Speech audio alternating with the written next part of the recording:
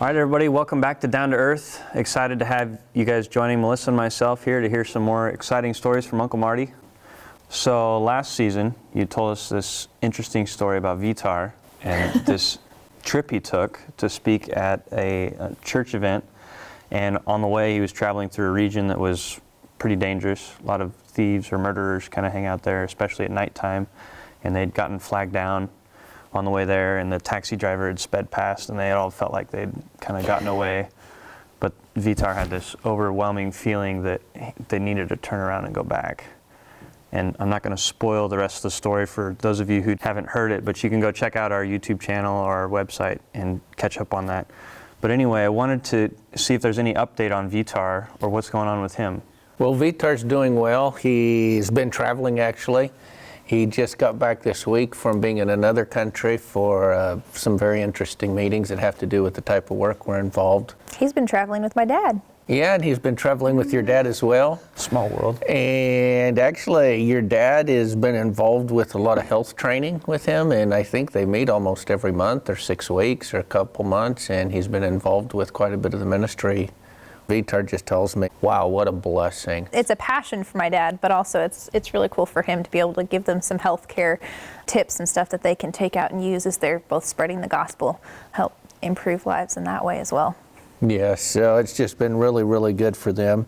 But going back to your question of this tribal people, as we talked the last session as well about tribes, it also a great injustice. After they'd met and been working, he spent at least 18 months, if not almost 2 years in jail. You're talking now about the man that Vitar met on that trip, correct? Absolutely, okay. Yes. So that man has now spent 2 years in jail. Yeah, and he got out recently. It was a lot of injustice after he started learning about Jesus, and not to ruin the last story, but due to things totally out of his control, he was also unjustly taken, just like the previous story of Elise's.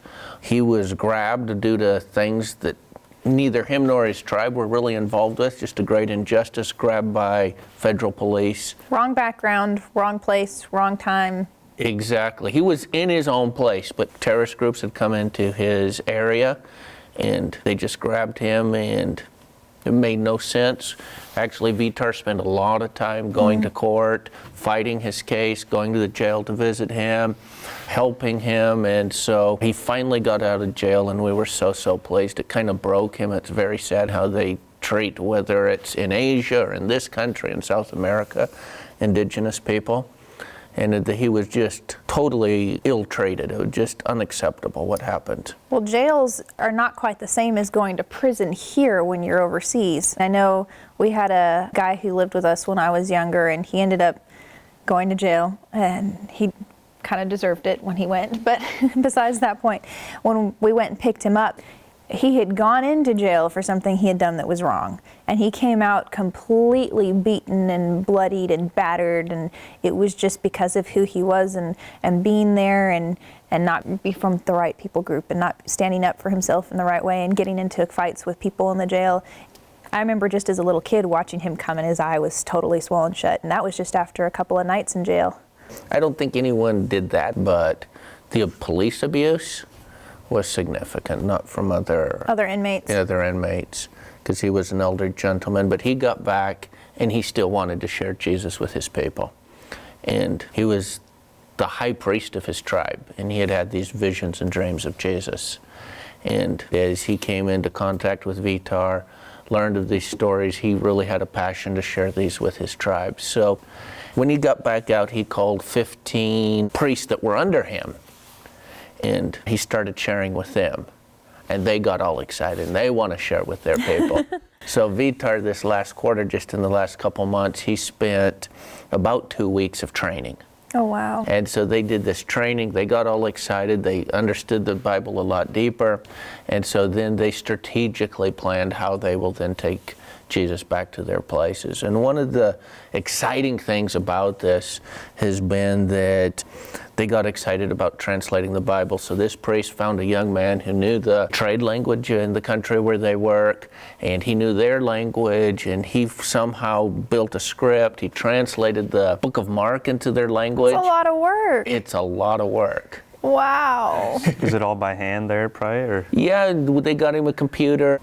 First, I guess he did it by hand, and then someone transcribed it, and they got it printed. They somehow got enough money together to print 5,000 copies. Awesome. Wow. And it's like what happens when many times in the past, some of the first literature that comes into your language is the Bible. It just goes viral. And now everyone's asking across the tribe, we want to learn to read and write. Many of them have gone out, they know how to read the trade language, and it's built with the same script. And so now with their language being able to be read, it's just like, we want more of this. Oh. And so they're saying, please help us. We would like to print 10 to 15,000 more copies. Would you please help us? Wow, sounds like there's a lot of work for them to do. There is. So it's exciting to see what's happening. We would have never imagined, but there's a couple of countries where this tribe is operating, as I mentioned previously, that we think that there's maybe 150,000 of this tribal group. It had almost been hidden since they live in the jungles, and he's the high priest of these.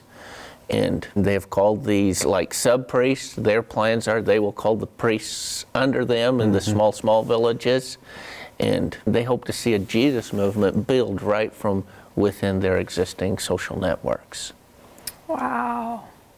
Who would have thought that when Vitar was driving that night, like from that story and that crazy event that happened, that the man that he met that night would have been in a situation where, despite all the trials and tribulations he's been through, has still been able to find a unique way to get the Word of God before the people of his tribe. Well, it is, and just to think, that Vitar actually went on his deep feeling because it was dangerous to stop. People knew it was dangerous.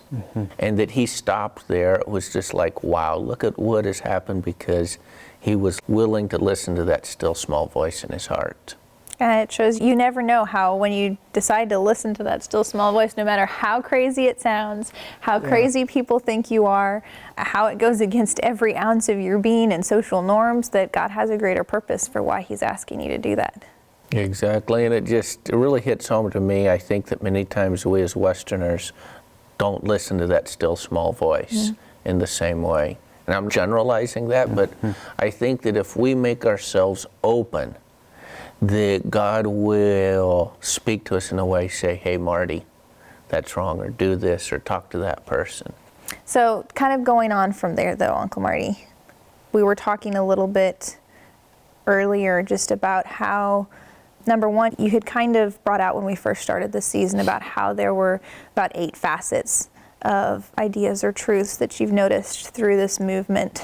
And we've hit a couple of those already, but I've been kind of waiting for you to hit the next one. Yes. I see them like, these 8 facets are like the peels of an onion. It goes deeper and deeper. And I think Jesus spoke very deeply into society, at all levels of society, as we mentioned previously, at the level of the family, at the level of oneself, at the level of the community, and so forth, until you're looking at government, military. We usually just see Jesus talking into our religious life. But what seems to me, Christ came to talk into all aspects of our lives, and he wants to peel back those layers and wants to really see transformation happen. And one of the things that, as I've looked across the movements, that has really come in and played a major role, especially in non-Western societies, has been a unique understanding of who is Jesus. They open my eyes all the time. They read it for the first time through their eyes, and then let's see, what does this mean back? Let's go back to the 1st century. Let's look at it through the Greek, through the Hebrew. What did it mean in their time? And something that's just really shook me is the lordship of Jesus. They really see this as he is our Lord. And it's not just, we talk about Jesus as our Lord. It's really in the following sense, and let me share a bit. As you open the book of Matthew or Luke and see the genealogy of Jesus, especially the hard chapters to read. The hard chapters, we just jump over this and we don't even take notice. We don't even read it. But what I find in Eastern cultures, this is like, wow, when they start reading these genealogies, because what is it that's taking place here? So if you go across Eastern countries, most people will know, in Muslim countries and Hindu places, people will know who their ancestors are. The average person knows at least 4. And so I'm my name, my father's name, my grandfather's name, my great-grandfather's name, and many times that's even your last name. You keep counting back your... How many back do you know? I don't know. I just realized I don't know if I know my great-grandfather's name. I do, just because he was still alive when I was. Yeah, I know. My great-grandfathers. I knew my great-grandmother, but keep going, I'm So, sorry. Many people know this. Now, the more important you are, it's very important in Eastern cultures, the sonship, and who is the eldest son. So the eldest son of the eldest son of the eldest son, and the further you're tied into this, the further back you know your genealogy. Well, there's also very clearly defined family roles depending on what birthright order you are and how you're related to the family. So, for example, in one of the ministries that we work with, I remember working with the ministry leader when I first met him way back in like 2001, and I asked him, "Who are you?" And he starts naming, and he tells me, "Well, I'm this and this and this," and he starts naming. "Well, is this your last name?" I was just learning this. No, these are my name, and it is my last name in our system, but he would name about 5 or 6 names of his family back. Well, one time, he and his brother actually, as we've mentioned in previous shows, tribal leaders in their country. And one time I went to visit what they called one of his uncles, who is the tribal tradition bearer and keeps the genealogy of the tribe. So he takes me to meet him, and I was saying, how much of your genealogy do you know? Oh, he says, "You'll find out soon."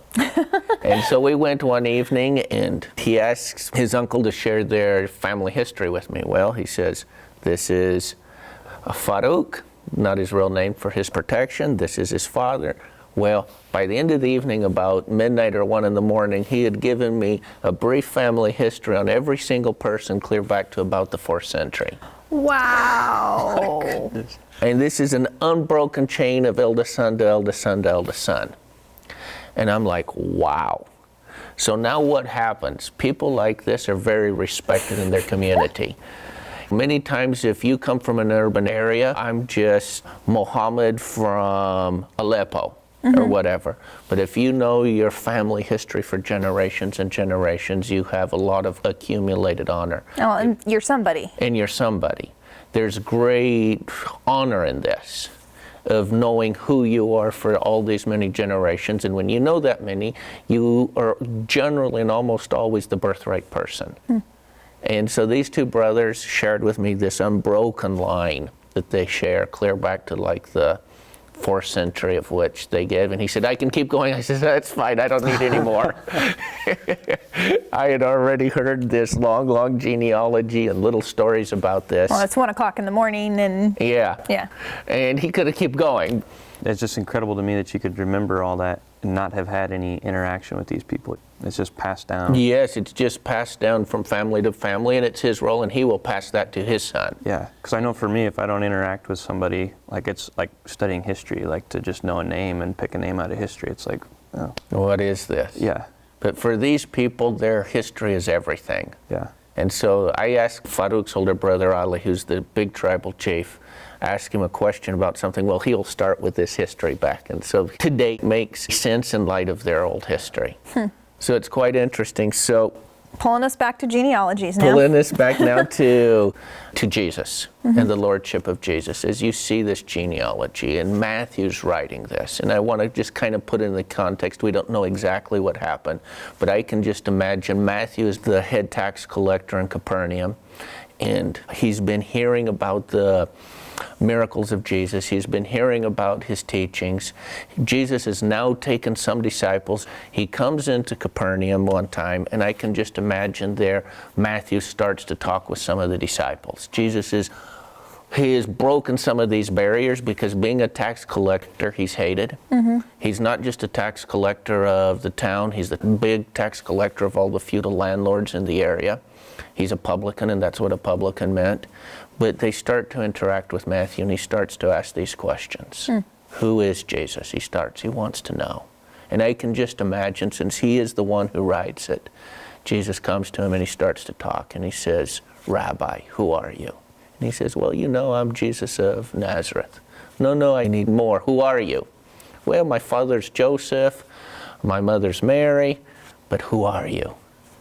He wants to know his genealogy. He wants to know all the way back. He wants to know, is he the Messiah or not? And so he starts, I am the son of Matthew. Matthew is the son of Matthias. Matthias is the son of the son of the son. And as he gets to about the 7th generation back, Matthew starts to recognize the names. Because they're all names that had almost been foretold in Jewish prophecy. Yeah, but they were the names of the kingly line That of Jesus Israel. would have to have come from to be the Messiah. Exactly. And so he hears these, and sure enough, then he comes to the last king of Israel, and it goes back, son of David, son of Abraham. And Matthew now can hardly look up because now he knows he's sitting in the birthright child. He knows who should be king of Israel. And so since Greek is the trade language there, I can just imagine that Matthew bows and says, because Jesus has asked him, will you follow me? And Matthew bows and says, yes, my rabbi, and yes, my Kyrios, my Lord. And I can just imagine Jesus says, shh, don't tell everyone yet. Jesus says shh many times. He does And he these keeps saying, healings. it's not my time. Mm-hmm. But Matthew now has this big secret. He's walking beside the King of Israel. And this is what I see happen as I see this gospel spread across these house church movements in Muslim lands, in Hindu lands, and tribal people. They're following Jesus. He was the birthright child of the world. And he is now their king, and they're willing to lay down their lives for him. And so I've just seen that this has really been a powerful thing in a non-Western society, but I also think that it can be an important thing in our society as well. Mm-hmm. As we were talking before, we're very free, we're very independent, we don't want kings. But nobody's above me. I make my own decisions. And no one's above me. And this is what I think that we need. We need to say, submit to the Lordship of Jesus in our life and say, Jesus, how do you want me to live today? Mm-hmm. Yeah, that's a really foreign concept to us as Westerners, because we don't have kings. We've rebelled against that. We had a revolution to do away with that. Set up a whole system to avoid that, where everybody's equal and nobody's above us, like you were saying. So how can we make this practical for us as Westerners? Well, this is a good question. But, you know, I think that part of this is seen in that we are one-day Christians. We're Christians when we go to church. Yeah. And the whole rest of the week, we live a very secular life and don't live this really holistic life under the Lordship of Jesus. Well, I think we've talked about it a little bit before, too. I have an adopted Iraqi mom, and when I go hang over at her house or we go out to the mall or to a cafe or something like that, no matter what we do, I mean, we get in the car and she says, Bismillah. She says, in the name of God, as I start driving the car. I mean, you know, we might say a prayer before we leave, but she's pouring the flour into the bowl to make bread, and she'll say, Bismillah. She says a prayer over every single thing that we do, and it's not awkward. It's just part of life. I mean, you don't even realize she's doing it if you're not really paying attention. But for her, God is a part of every single part of her life, every minute of every day. And we often forget that that's what He wants. It's true. I have some now close Mennonite friends and Quaker friends, and they call me and they say, how are you doing, Marty? And they don't want, Oh, I'm fine. oh, I'm fine. They say, you're not answering us. And then they will ask these really deep probing questions. How is your marriage? And they will ask these things, and it's like they really want to know an answer, and then they'll pray with me. And one's a pastor, and he's a pastor. Another one's just a businessman. Okay. And he calls and he asks, Marty, how is your relationship with your son? This guy's a businessman, and he calls me and he asks me, hey, Marty, did you have worship this morning? Yep. I remember when we were talking one day and you're like, yeah, I got a call. And you told me, and I was like, I don't think any of my friends have ever asked me, no. How was your devotions this morning? I have a very close friend group, and we all get together and do prayer times once a week or stuff. And I know we've each at some point brought up the fact that, hey, my life with God, my walk with God this week hasn't been the greatest, so just help me pray that this next week I can connect with Him better.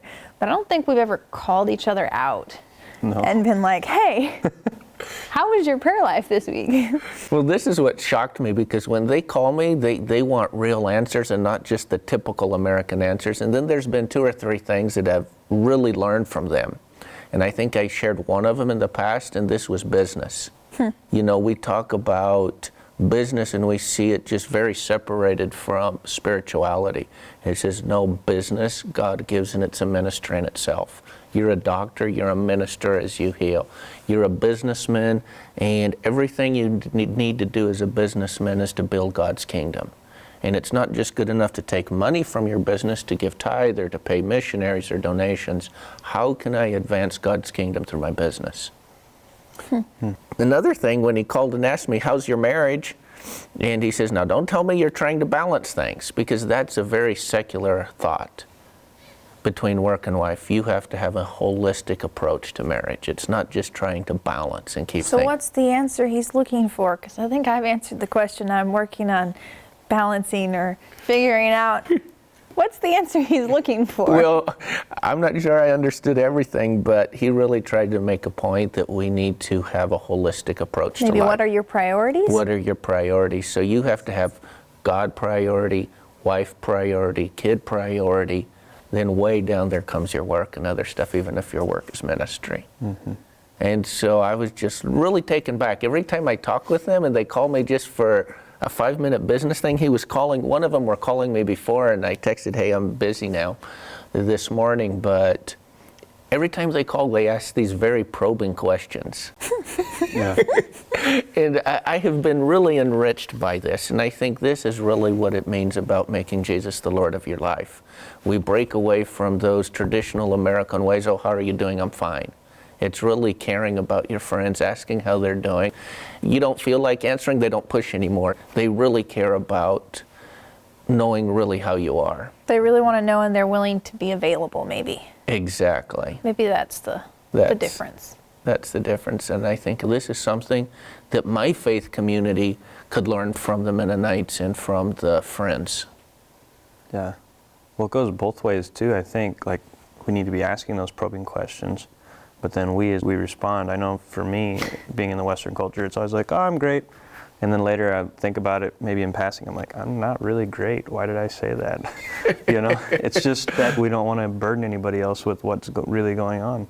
That's true. Well, and I think we also wear masks often, where we want to be seen as that perfect follower of Jesus, or that I don't know, the perfect nurse, the perfect musician, the perfect, whatever. We have it all together. And so to make ourselves vulnerable is not something that we're comfortable with. In our society, in our culture, we're really, really bad at being vulnerable. And I think even in our own faith tradition, we're even less open than other faith traditions. As I've become friends with people from many, many other Christian faith traditions, I've been kind of shocked at the level of openness that they have within friends, within family, and within my faith tradition. Everyone just kind of hides it, puts on this mask, I'm fine.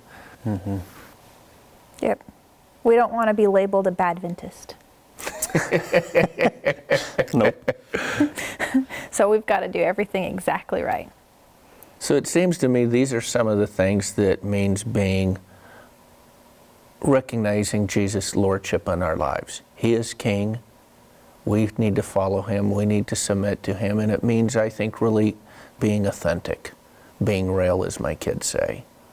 I think that's what, at least our generation is really looking for. A lot of my peers are leaving the church and are leaving faith, as it were, in many ways. But it's not that they don't want to have anything to do with God necessarily. It's just that they're looking for authenticity, and they feel like they're not finding it amongst those who should be authentic. I think that's very true. And this is what really, going back to this, and we talked about that in a previous program, and it's really what hit me, because I also am involved with business, is that your business has to be under the lordship of Jesus Christ. Your business is either on one side of this deep sense of a great controversy between good and evil. We as Adventists have said this is our overriding theme, but we don't live it out. We don't submit. Those of us who are people in business don't traditionally submit their business to the Lordship of Jesus Christ. And I think it just really transforms things when we say, okay, Lord, how do we, every aspect of our life we bring into the Lordship of Jesus Christ. Yeah. I was reading this morning in Desire of Ages, and it was talking about how Jesus had emptied himself of self so much that he was totally available to the will of God. And it said something to the effect of, as the plan unfolded day to day, he was available to it. It's just a very countercultural way to live, for sure, being that available for the Lordship of God. Absolutely. It's totally countercultural. It's a hard thing to wrap your mind around, too. Yeah. So as we're talking about all these different facets of discipleship, the big takeaway that you want for us today is this Lordship of Jesus.